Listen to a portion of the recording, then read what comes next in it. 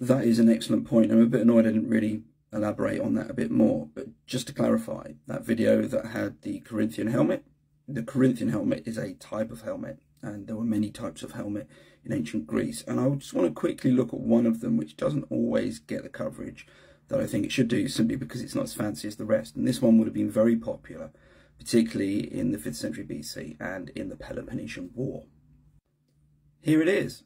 This is the Pylos cap, and apparently it evolved from a felt cap, and apparently Pylos means felt. So the idea was, we have something in felt that provides basic coverage for the head, let's do a version in bronze.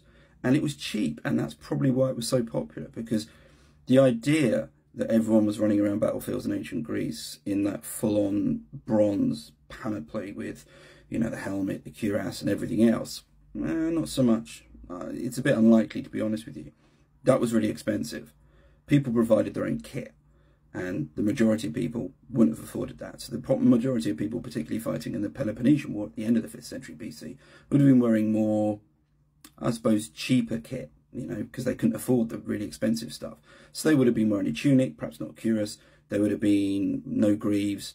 They would have had a shield, a spear, sword, and they probably would have had this on their head. And it does a good job. Obviously, it doesn't prevent anything hitting you from the side or the front. However, it does protect you from above, and the idea was this was particularly good, apparently, at spear thrusts around the head, because you've got that angle, and also arrows as well. Again, this is kind of speculative. This is the way people think that the helmet worked. In either case, it was cheap, and it offered you some protection. And the reality was, and the sad reality was, that most of the time that's what people could get, just anything that might be a bit better than nothing. So these were really popular, and again, as I said, you won't find them often highly vaulted on videos, but they were important and they did a really good job.